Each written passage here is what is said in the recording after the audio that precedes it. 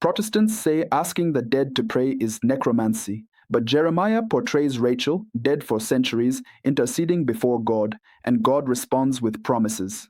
Either Jeremiah taught idolatry or something's wrong with the objection. Here's the problem most Christians never confront. Rachel died giving birth near Bethlehem, and Jewish tradition says God positioned her tomb there so she could intercede when her descendants passed by in exile. That's not legend. Jeremiah chapter 31 records her weeping for her children, and God answers her directly with promises of restoration. Then Matthew takes this and applies it to Mary after Herod's massacre. He's not using poetry, he's making a theological identification. Mary stands in Rachel's intercessory role within the story of redemption. If this practice violates scripture, then the prophet himself is guilty. But if it's biblical, then the entire Protestant objection collapses. Let's go to the text. Many Christians today struggle with a fundamental question. If Jesus Christ is the one mediator between God and humanity, how can Catholics justify asking Mary or the saints to pray for us? 1 Timothy chapter 2 verse 5 states, "There is one mediator between God and men, the man Christ Jesus." For many Protestants, this text settles the matter completely. Asking anyone other than Jesus for help appears to violate Scripture and diminish Christ's unique saving work. The objection feels even stronger when popular devotion sometimes makes it seem like Mary is more approachable than Jesus, as if Catholics fear Christ and run to his mother instead. Add to this the prohibition in Deuteronomy chapter 18 against consulting the dead, and the whole practice looks like necromancy dressed up in religious language. These are not shallow concerns. They touch the heart of who Christ is and how salvation works. The stakes are enormous because if intercession of saints truly contradicts Scripture, then Catholic practice is idolatry that endangers souls. If you are interested in deepening your faith, hit like and tell me where you are watching from. Consider subscribing to stay rooted in Catholic truth. Support our videos, team, and tools. Link in description or scan the QR code on screen. But before we decide this is corruption, we need to ask, what does the oldest evidence actually show?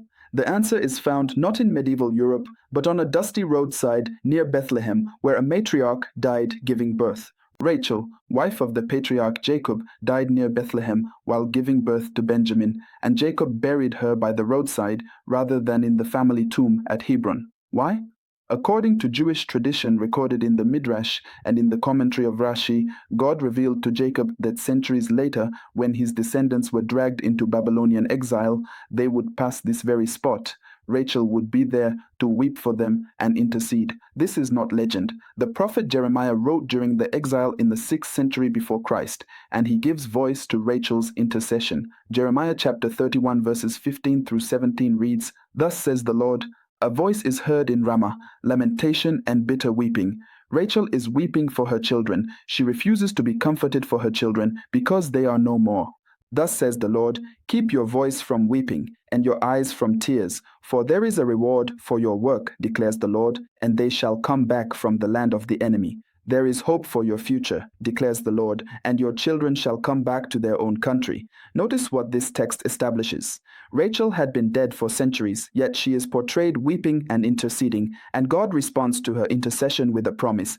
This is not metaphor dismissed by Jewish tradition, but understood as genuine intercessory activity. The Catechism of the Catholic Church, paragraph 956, teaches that those who dwell in heaven do not cease to intercede with the Father for us, proffering the merits they acquired on earth through the one mediator, Christ Jesus. The Church is not inventing this principle. She is reading it straight from Jeremiah.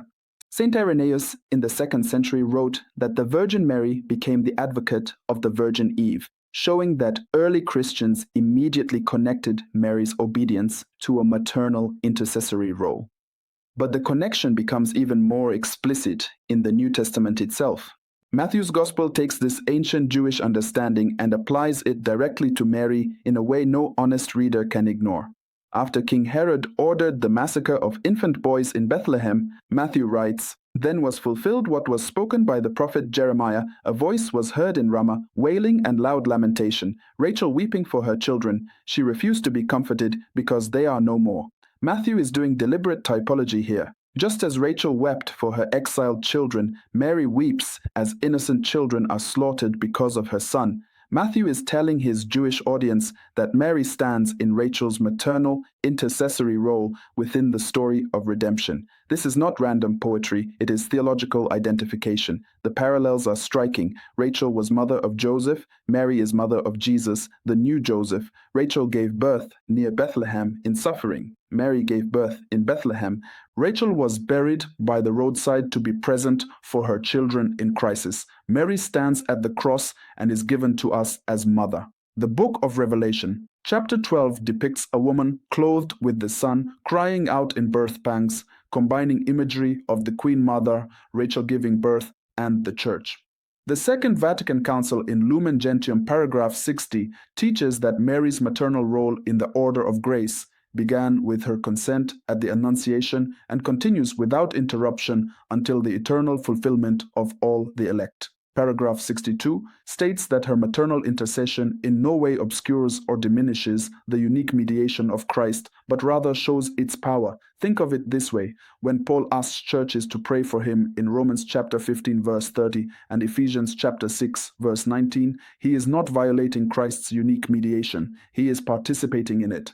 If you want to go deeper into these truths, check out our web app for daily scripture and apologetics tools that root you in 2,000 years of wisdom. Death does not sever the body of Christ. The righteous are alive to God, as Jesus himself taught in Luke chapter 20, verse 38. Of course, objections remain, and we need to face the strongest ones head-on. The objection that asking saints violates the one mediator text misunderstands what that passage means. 1 Timothy chapter 2, verse 5 speaks of Christ as the unique mediator of salvation. He alone ransoms us. But Paul immediately calls himself a teacher and preacher, meaning he mediates truth in a subordinate sense.